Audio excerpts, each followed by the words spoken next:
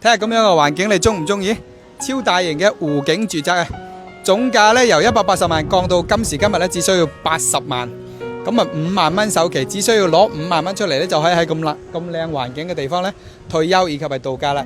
而供都係3300蚊，比我哋租房仲要平啊！對於港澳朋友嚟講，3300蚊真係喺香港咧租一格床位都唔止啦。咁假如你退休或者度假咧，呢一個地方係比較適合你嘅，總價夠低啊嘛。由呢度咧去翻港珠澳大橋咧，只需要係20零分鐘嘅時間。